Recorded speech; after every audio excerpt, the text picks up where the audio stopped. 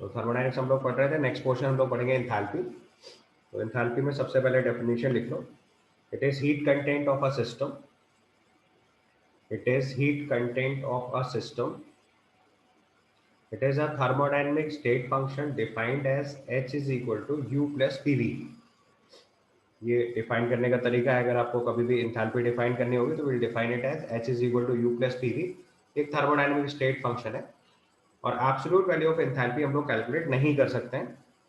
Although calculate करने के लिए आपको थर्मोकेमिस्ट्री में एक ट्रिक सिखाई थी कि हम लोग elements present in thermodynamically most stable allotropic forms के लिए एंथैल्पी ऑफ फॉर्मेशन को जीरो बाय डेफिनेशन अज्यूम कर लेते हैं और उसके बेसिस पे फिर एब्सोल्यूट वैल्यूज कैलकुलेट करते हैं। बट वो एक अजम्पशन है, that is not the absolute value. So absolute value of enthalpy can not be calculated and it is a function of temperature and pressure. तो हमारे पास फंक्शन है H is equal to U plus PV।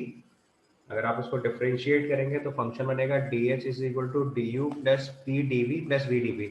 ये कर लोगे ना, product का differentiation है, तो प्रोडक्ट का डिफरेंशिएशन करेंगे तो first function into differential of second function plus second function into differential of first function. तो हमारा DH बनेगा DU plus PdV plus VdV। और आइडियल गैस इक्वेशन होती है हमारी PV is equal to nRT, इसका भी डिफरेंशियल फॉर्म लिखोगे, ये बनेगा PdV plus VdP is equal to nRTT। ठीक है, तो अब PdV प्लस VdP की जगह हम लोग nRTT लिख सकते हैं और DU की जगह NCV/dt लिख सकते हैं। अब अगर कॉमन कर लो यहाँ से NTT तो CV प्लस R कितना हो जाएगा CP। तो हमारा एंथैल्पी का फॉर्मूला आ जाएगा NCP डेल्टा T। लेकिन ये ध्यान रखना है फॉर एन आइडियल गैस ये सही है, क्योंकि हमने PV equal to nRT use करा है इसको सॉल्व करने के लिए। तो this is for an ideal gas. लेकिन प्रोसेस कोई भी हो उससे फर्क नहीं पड़ता, क्योंकि किसी भी प्रोसेस के लिए वैल्यू NCP डेल्टा T ही रहेगी because it is a thermodynamic state function. ये बात समझ गए? ठीक है, अब देखो हम लोगों ने पढ़ा हुआ है कि आइसोबारिक प्रोसेस की जो हीट होती है that is also NCP delta T, और डेल्टा H भी देखो NCP डेल्टा T आ रहा है। इसका मतलब अगर रिवर्सिबल आइसोबारिक प्रोसेस होगा तो रिवर्सिबल आइसोबारिक प्रोसेस की जो एंथैल्पी होगी और जो हीट होगी वो सेम बात होगी। So for a reversible isobaric process delta H will be equal to Q। अब ये ध्यान से देख लो, क्वेश्चन करते टाइम ये चीज आपको हेल्प करेगा। आइसोबारिक प्रोसेस के लिए एंथैल्पी चेंज और हीट एक्सचेंज सेम होता है, क्योंकि आइसोबारिक प्रोसेस का Q भी NCP डेल्टा T है और एंथैल्पी भी NCP डेल्टा T है। अब अगर हम लोग एंथैल्पी रिप्रेजेंट करते हैं तो आपको थर्मोकेमिस्ट्री में बताया हुआ दो तरीके से एंथैल्पी रिप्रेजेंट करते हैं। एक डेल्टा H जो कि एंथैल्पी एट कांस्टेंट प्रेशर है, और एक डेल्टा E जो कि एंथैल्पी एट कांस्टेंट वॉल्यूम है। और delta H is equal to delta E plus delta NG/RT होता है। यहाँ पे डेल्टा NG जो है वो number of moles of gases product minus number of moles of gases reactant है, और इसको हम लोगों ने वाइज बहुत बार थर्मोकेमिस्ट्री में यूज किया है, so you are used to of it. So next हम लिखेंगे कार्नोट साइकिल। तो हम लोग पीवी ग्राफ पे अगर एक साइकिल बनाते हैं जिसमें ए से बी, बी से सी, सी से डी और डी से ए जा रहे हैं, जिसमें प्रोसेस ए बी जो है वो रिवर्सिबल आइसोथर्मल एक्सपेंशन है। अब ध्यान से देखो, ए से बी जाने में टेम्परेचर कांस्टेंट रखा हमने T1। आइसोथर्मल ग्राफ आपको पता है hyperbolic curve, rectangular hyperbolic curve होता है, तो ए बी कर्व देखो हाइपरबोलिक है पीवी ग्राफ पे। तो ए बी जो है वो रिवर्सिबल आइसोथर्मल एक्सपेंशन है। बी से सी में देखेंगे तो ये रिवर्सिबल एडियाबेटिक प्रोसेस है। अब ये आप देख के नहीं बता सकते, ये पता होगा तभी बना पाएंगे, तो ग्राफ में मैंने बनाया हुआ इसलिए आपको बता रहा हूँ। तो आप साथ साथ लिखते चलिए। पहला प्रोसेस हो गया रिवर्सिबल आइसोथर्मल एक्सपेंशन। एक्सपेंशन कैसे है, देखो ए से बी जाने में देखो वॉल्यूम बढ़ रहा है, दैट्स व्हाई एक्सपेंशन। BC जो है that is reversible adiabatic expansion. B से सी जाने में भी देखो वॉल्यूम बढ़ रहा है। CD देखेंगे तो ये रिवर्सिबल आइसोथर्मल कॉम्प्रेशन है। C से D जाने में देखो फिर से वॉल्यूम कम हो रहा है। और DA जो है वो रिवर्सिबल एडियाबेटिक कॉम्प्रेशन है, फिर से वॉल्यूम कम हो रहा है। तो एक्सपेंशन मतलब वॉल्यूम बढ़ रहा है, कॉम्प्रेशन मतलब वॉल्यूम कम हो रहा है। ए भी आइसोथर्मल प्रोसेस है, CD जो है वो भी आइसोथर्मल प्रोसेस है, BC और DA जो है वो एडियाबेटिक प्रोसेस है। तो अगर हम किसी साइकिल में ऑल्टरनेट आइसोथर्मल और एडियाबेटिक प्रोसेसेस अप्लाई करते हैं तो इसको बोला जाता है कार्नोट साइकिल। कार्नोट साइकिल में T1 जो है वो हाई टेम्परेचर होता है और T2 जो है वो लो टेम्परेचर है। यानी T1 टेम्परेचर पे हम इस साइकिल को हीट सप्लाई कर रहे हैं। आपको पता है एडियाबेटिक प्रोसेस में तो हम कोई हीट देंगे या लेंगे नहीं, तो प्रोसेस BC और प्रोसेस DA में तो कोई हीट एक्सचेंज होगा नहीं। तो प्रोसेस AB में हीट दे रहे हैं सिस्टम को, और CD वाले प्रोसेस में वो हीट लॉस कर रहा है। ठीक है, क्लियर? तो अब इस साइकिल की इफिशियंसी का फॉर्मूला याद करना है। इफिशियंसी ऑफ कार्नोट साइकिल जो होता है that is eta is equal to 1 minus T2 by T1। T1 जो है वो टेम्परेचर ऑफ सोर्स है और T2 जो है वो टेम्परेचर ऑफ सिंक है, और यहाँ जो ईटा लिखा है मैंने वो है efficiency of cycle. So efficiency of Carnot cycle.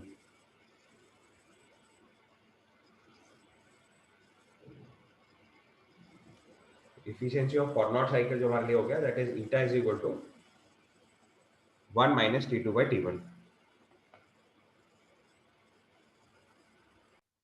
चलो, तो इफिशियंसी ऑफ कार्नोट साइकिल आया 1 minus T2 by T1। T1 जो है वो टेम्परेचर ऑफ सोर्स है, T2 जो है वो टेम्परेचर ऑफ सिंक है, और ईटा जो है वो इफिशियंसी ऑफ कार्नोट साइकिल है। तो अब देखो, इस साइकिल की इफिशियंसी को कभी भी 1 नहीं लाया जा सकता, क्योंकि अगर ईटा की वैल्यू 1 करनी है तो या तो T2 0 करना पड़ेगा या T1 इनफाइनाइट करना पड़ेगा, और दोनों प्रैक्टिकली इम्पॉसिबल कंडीशन है। इसीलिए किसी भी हीट इंजन के केस में 100% इफिशियंसी अचीव नहीं होती है। तो कार्नोट इंजन में नहीं अचीव हो रही तो बाकी किसी इंजन में अचीव नहीं होगी। तो ये चीज़ आप स्टेटमेंट में लिख लीजिए, second law of thermodynamics. Although second law के बहुत सारे स्टेटमेंट्स हैं, बट ये सबसे सिंपल स्टेटमेंट है जो आप याद कर सकते हो। तो स्टेटमेंट लिख लीजिए, second law of thermodynamics, write down the statement. For any heat engine 100% efficiency cannot be achieved. For any heat engine 100% efficiency cannot be achieved. 100% efficiency के प्रोसेस में हर्डल क्या है वो समझना है अगर हमें, तो उसके लिए एक टेक्निकल टर्म सीखते हैं। पहले उसको लिखते हैं एंट्रोपी। एंट्रोपी जो होता है वो किसी भी सिस्टम की रैंडमनेस मेजर करने का तरीका होता है। तो write down, it is measurement of degree of randomness. More the randomness more is the entropy. It is the measurement of degree of randomness, more the randomness more is the entropy. मतलब जितना ज्यादा system randomised होगा, जितने कम rules उस पर apply कर रहे होगे आप, उसकी एंट्रोपी उतनी ज्यादा होगी। तो जैसे सबसे पहले सिंपलेस्ट एग्जांपल से देखें, हमारे पास एक क्रिस्टलाइन सॉलिड है, वो अमॉर्फस सॉलिड में कन्वर्ट हुआ, तो डिसऑर्डरनेस बढ़ी, एंट्रोपी राइज।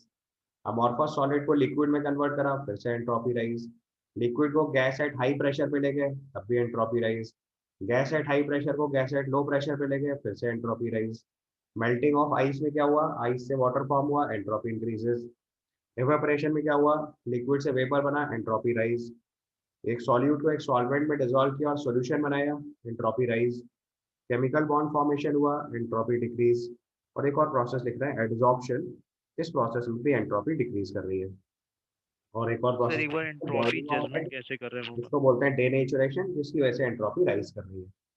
तो एक एक करके देखते जाओ, जैसे जैसे रैंडमनेस बढ़ती जाएगी एंट्रोपी बढ़ती जाएगी। क्रिस्टलाइन सॉलिड में ऑर्डर बढ़ने का मतलब क्या हुआ? हाँ, रैंडमनेस के बढ़ने का मतलब क्या हुआ, मतलब सर? रैंडमनेस मतलब नहीं समझ रहे हो? डिसऑर्डर्ड सिस्टम, जितना ज्यादा रूल्स ब्रेक करने वाला प्रोसेस हो, रैंडमाइज सिस्टम हो, दैट इज डिसऑर्डरनेस। अब देखो, इनिशियल केसेस तो समझ गए, क्रिस्टलाइन सॉलिड से अमॉर्फस सॉलिड बनाया, एंट्रोपी राइज। अमॉर्फस सॉलिड से लिक्विड बनाया, एंट्रोपी राइज, क्योंकि लिक्विड के अंदर गैस यस सर। मॉलिक्यूल्स है वो फ्रीली मूव कर रहे हैं।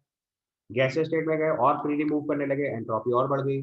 गैसेस स्टेट में भी प्रेशर कम कर दिया तो फ्री मूवमेंट और बढ़ा दिया, एंट्रोपी और राइज कर गई। आइस को मेल्ट कराया, वाटर बनाया, मॉलिक्यूल्स का फ्रीडम बढ़ाया, एंट्रोपी बढ़ गई। एवापोरेशन में लिक्विड से वेपर बना, एंट्रोपी बढ़ी। अभी अगला केस देखना है, बहुत इंपॉर्टेंट है। सॉल्यूट प्लस सॉल्वेंट से सॉल्यूशन बना रहे हैं और इस प्रोसेस में एंट्रोपी राइज कर रही है। कैसे? पहले जो सॉल्यूट था वो सिर्फ आयंस फ्री हो जाते हैं। हाँ नहीं, सॉल्यूट जो था वो फ्री सब्सटेंस था, प्योर सब्सटेंस था, और सॉल्वेंट जो था वो भी प्योर सब्सटेंस था। तो जैसे मान लो हमने सोडियम क्लोराइड को वाटर में मिलाया, तो पहले सोडियम क्लोराइड की सराउंडिंग में सोडियम क्लोराइड था, वाटर की सराउंडिंग में वाटर था, ऑर्डर्ड अरेंजमेंट था।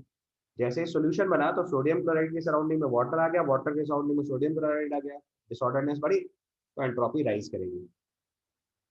सॉल्यूट के सराउंडिंग में सॉल्वेंट, सॉल्वेंट के सराउंडिंग में सोल्यूट आएगा, एंट्रोपी राइज कर देगी। उसके बाद केमिकल बॉन्ड फॉर्मेशन, पहले दो फ्री एटम थे, दोनों बॉन्ड हो गए, बॉन्डेड हो गए, तो फ्रीडम कम हो गई, एंट्रोपी डिक्रीज कर जाएगी। उसके बाद एक फिनोमेनन होता है एडसॉर्प्शन। एडसॉर्प्शन का मतलब होता है कि किसी एक सब्सटेंस का सरफेस पे एकोमोडेशन। अगर नहीं पता तो ब्रैकेट में लिख लो, अदरवाइज इसको हम लोग 12th में पढ़ेंगे। accommodation of substance on surface। तो किसी सब्सटेंस का अगर किसी सरफेस पे एकोमोडेशन हो जाता है तो that is referred as adsorption. तो अगर सरफेस पे एकोमोडेट कर जाएगा तो उसका मतलब क्या होगा, फ्रीडम उसकी भी कम हो गई।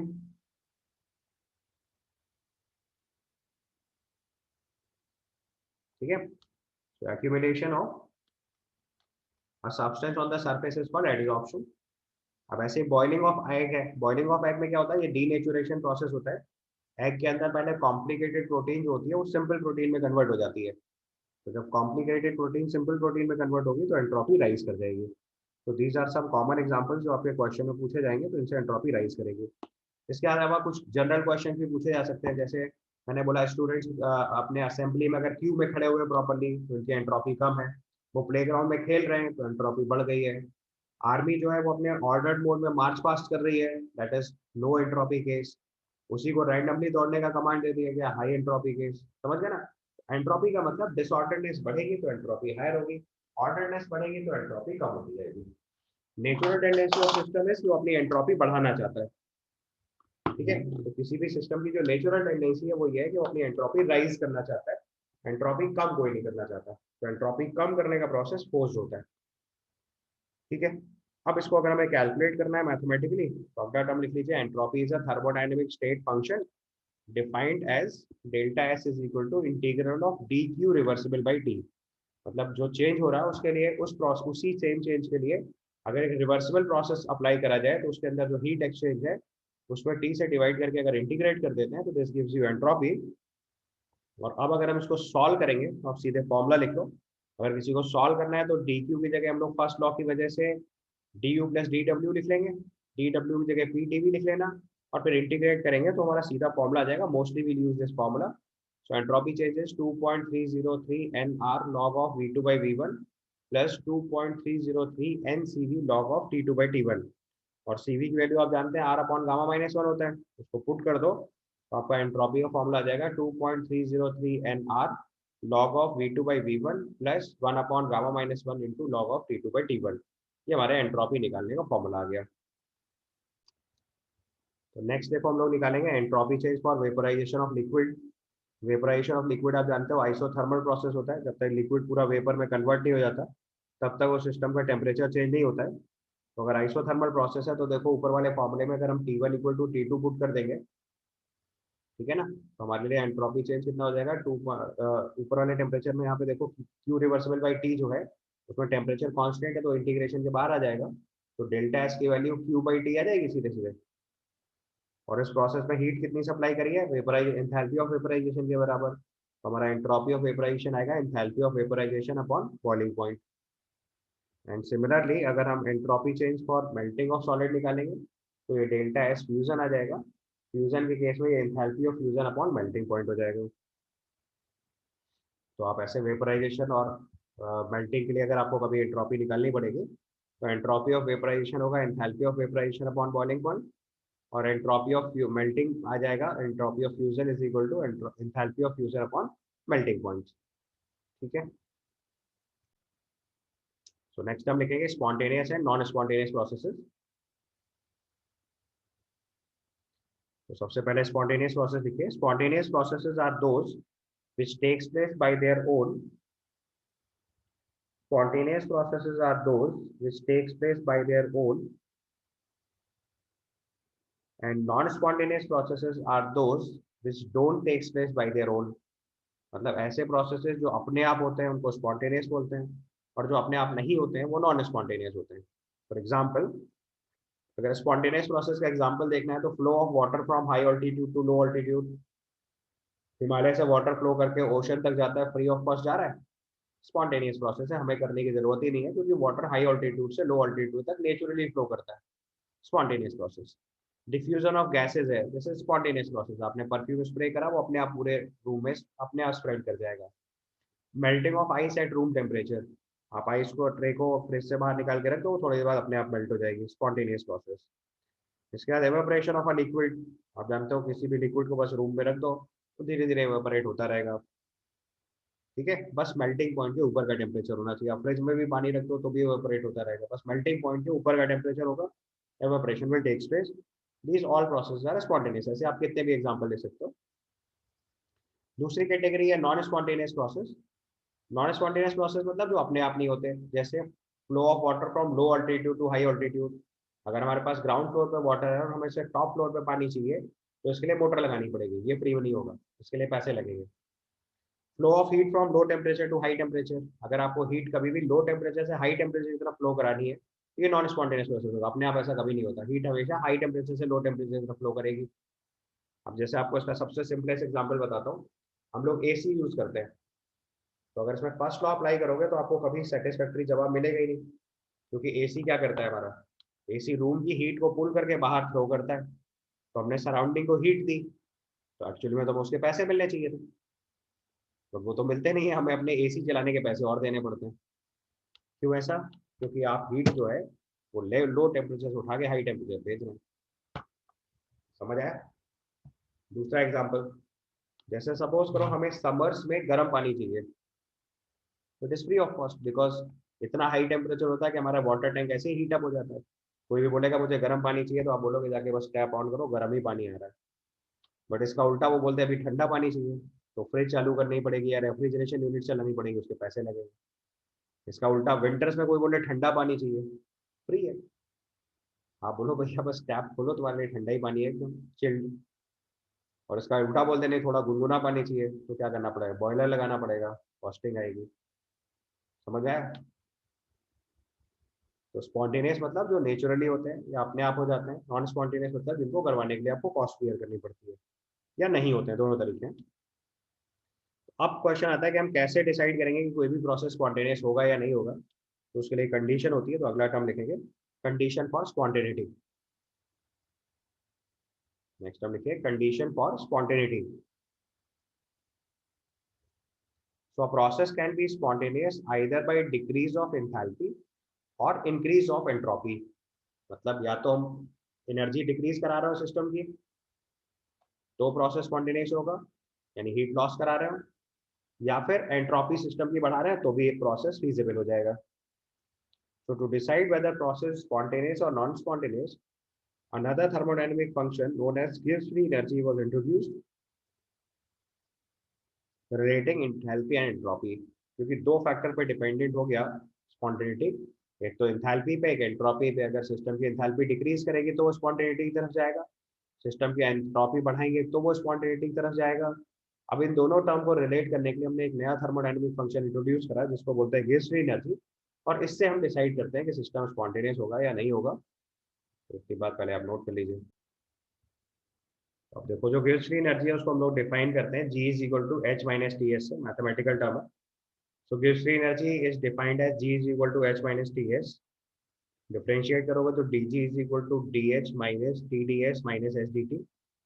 तो अगर कांस्टेंट प्रेशर और कांस्टेंट टेम्परेचर पे हम इसको स्टडी करें, तो डी जी को डेल्टा जी लिख देंगे, डी एच को डेल्टा एच लिख देंगे। कांस्टेंट टेम्परेचर है तो एस डी टी का टर्म देखिए जीरो हो गया, तो टी डी एस और बचा, तो delta H minus T delta S. तो delta G is equal to delta H minus T delta S का ये टर्म हो गया हमारे लिए। अगर डेल्टा जी निगेटिव होगा तो प्रोसेस स्पॉन्टेनियस होगा, delta G positive non spontaneous, delta G positive होगा तो नॉन स्पॉन्टेनियस होगा, और डेल्टा जी जीरो होगा तो ये इक्विलिब्रियम होगा। ठीक है, सो नेक्स्ट हम लिखेंगे अब गिब्स फ्री एनर्जी होता क्या है। So make a note for that, the decrease in Gibbs free energy is a measurement of, the decrease in gas free energy is a measurement of the maximum useful work done that can be obtained from the system। यानी कि gas free energy जो represent करता है वो maximum useful work done represent करता है। ठीक है, उसका लिखिए the gas free energy is the maximum amount of non expansion work done that can be extracted from a system